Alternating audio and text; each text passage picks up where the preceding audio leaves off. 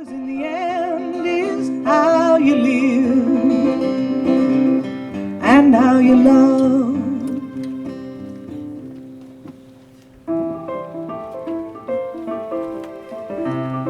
Oh, the years of rebellion.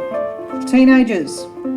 They might as well be walking around with a large sign above their head that says, brain under maturation. All those firsts. First date, first kiss, first dance and first car. And then they learn how to argue and make you a better parent by pointing out all of your faults.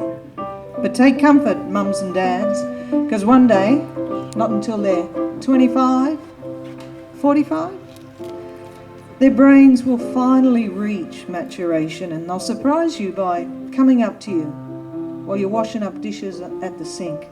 And just give you a hug for the sake of it.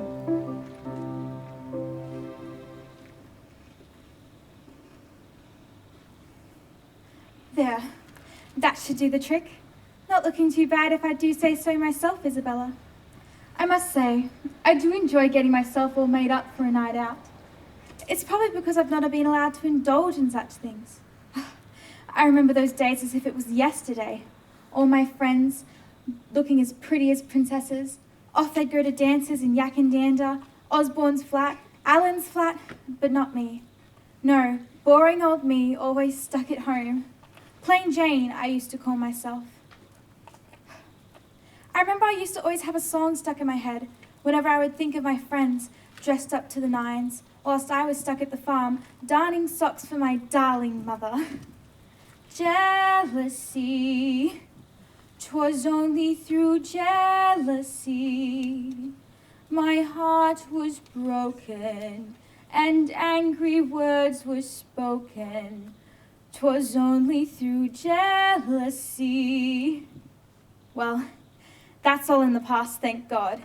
Today is a new day, and today is a very special day. Today calls for my special heels. I couldn't believe my luck when out of the blue, Dad said he was going to buy me some. We were on our way to Morwela to visit grandmother when we stopped off at a little shoe shop in Rutherglen. He said to me, "Here you go, Bella. I think this just might shut you up for a while." But to be honest, I think he bought them to shut Mother up. I think he felt sorry for me. Mother was always on my case. I couldn't believe my luck when Mother said I was finally allowed to attend my first dance at the Yackandandah Hall. After months of begging and pleading, it was because I finally turned 18, and I was even allowed to wear a little bit of makeup. I was allowed to go under one strict condition, that I was to be escorted by a respectable adult. And the most respectable adult Mother could think of was Mrs. Baker. Mrs. Baker was the Bank of Australasia's manager's wife.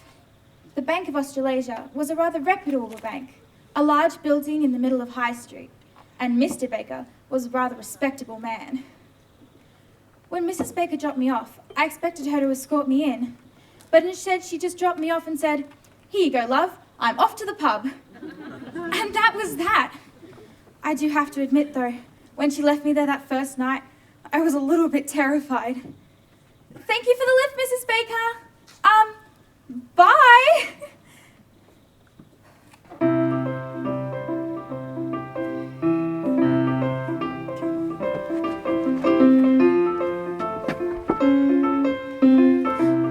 Oh, I'm sorry. Did I stand on your foot? Pardon me? Oh, your name's Gareth? I'm Isabella. Isabella. You're a soldier? A soldier. What? Oh, your name is Vance? I'm sorry, I thought you said Gareth. What was that? Pardon? You'll teach me to dance? Oh, I don't think I need to... Oh my... It only took me a little while to get the hang of it. It took me about 30 minutes every Saturday night for a few weeks. But after my lessons with the handsome soldier, I was never short of a dancing partner. And I was never short of handsome soldiers either. Although, I must admit, some of them are quite ratbags. Which reminds me, Now this is a true story, as true as I'm standing here today. My cousin Jessie was engaged to marry an American soldier.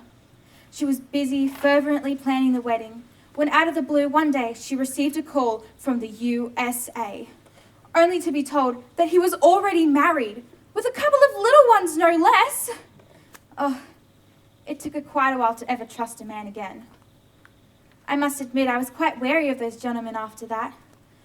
Not that Mother would have anything with it. She said I was not to partake in any relationships with anyone of the opposite sex. And that was fine with me.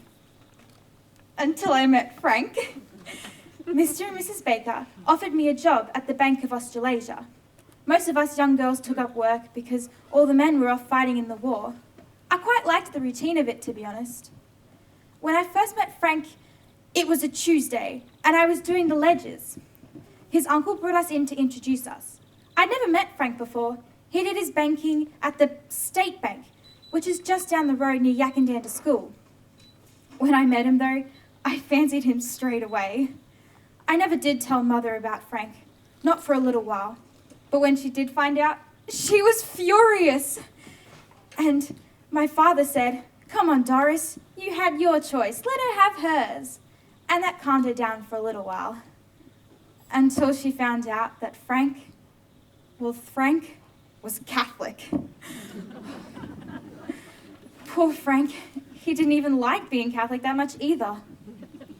Luckily for me, I moved out of my house and into a little miner's cottage that was run by some Methodist ministers.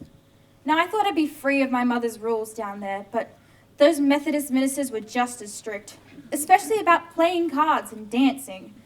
So every Friday, me and Frank would meet on the corner of Wellsford and Woolsome, and we'd walk to dance together on the foot.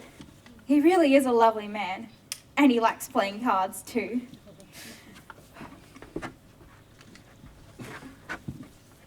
Oh, I do hope he likes this dress.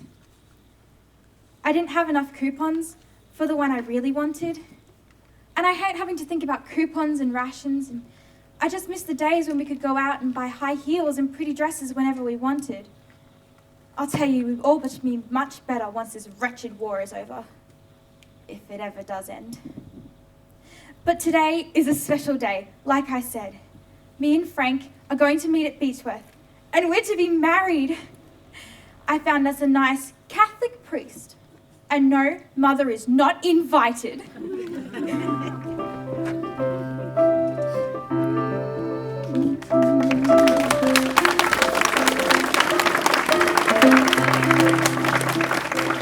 Izzy, you're no longer with us, but that doesn't mean your memories aren't.